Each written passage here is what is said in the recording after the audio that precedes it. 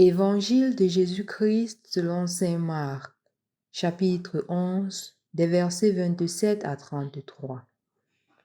En ce temps-là, Jésus et ses disciples revirent à Jérusalem. Et comme Jésus allait et venait dans le temple, les grands prêtres, les scribes et les anciens vinrent le trouver. Ils lui demandaient: « Par quelle autorité fais-tu cela? Ou alors, qui t'a donné cette autorité pour le faire? » Jésus leur dit: « Je vais vous poser une seule question. Répondez-moi et je vous dirai par quelle autorité je fais cela.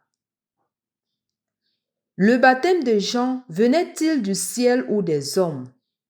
Répondez-moi. » Il se faisait entre eux ce raisonnement. Si nous disons du ciel, il va dire: « Pourquoi donc n'avez-vous pas cru à sa parole? Mais allons-nous dire des hommes? » Ils avaient peur de la foule, car tout le monde estimait que Jean était réellement un prophète. Ils répondent donc à Jésus: « Nous ne savons pas. » Alors Jésus leur dit: « Moi, je ne vous dis pas non plus par quelle autorité je fais cela. » Au nom du Père et du Fils et du Saint-Esprit. Amen. Loué soit Jésus-Christ. En ce début du mois de juin, nous commençons un nouveau chapitre dans la mesure où nous sommes appelés à approfondir justement le motif de nos actions. Pourquoi est-ce que nous agissons d'une manière au détriment d'une autre? C'est donc pour cela qu'il est demandé à Jésus: par quelle autorité fais-tu cela? Et on pourrait se demander, si on ne situe pas ce thème dans le contexte, pourquoi est-ce qu'on demande cela à Jésus? Est-ce dû à un miracle qu'il a réalisé? Est-ce dû à quelque chose de grandiose? Qu'est-ce qui s'est donc passé? C'est pour cela que je vous invite à lire les versets précédents. Et en lisant les versets précédents, vous vous rendrez compte qu'en effet, ce texte précède le fait que Jésus ait chassé les gens au temple.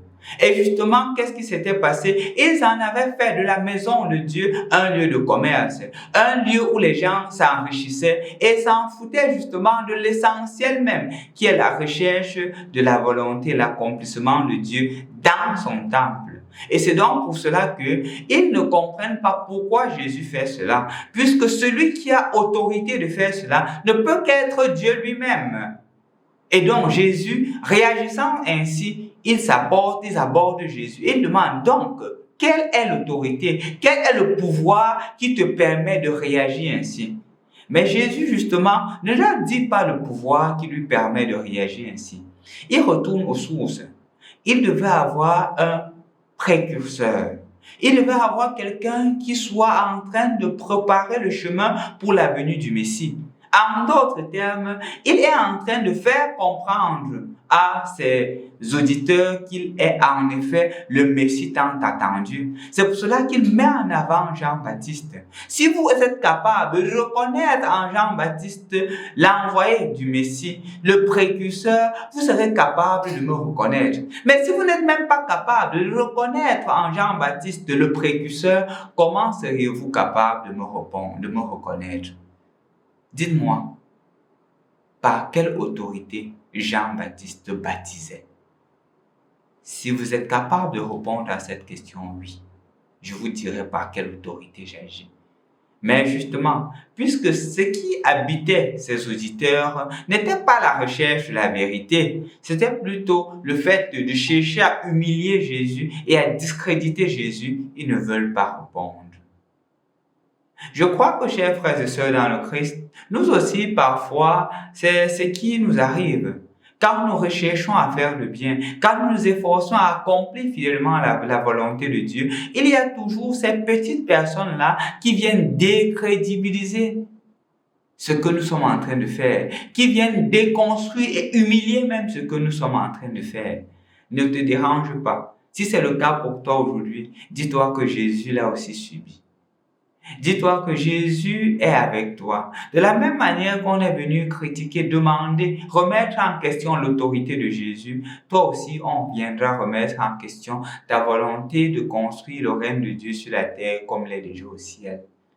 Et tu ne dois pas te décourager. Tu ne dois en aucun cas te décourager lorsque les difficultés adviendront dans ta vie, parce que ta force ne se trouve pas en toi, elle se trouve en Dieu. Demandons donc la force à Jésus de prendre autorité sur lui afin d'agir en tout et pour tout, qu'il soit notre rempart et notre bouclier. Au nom du Père et du Fils et du Saint-Esprit. Amen.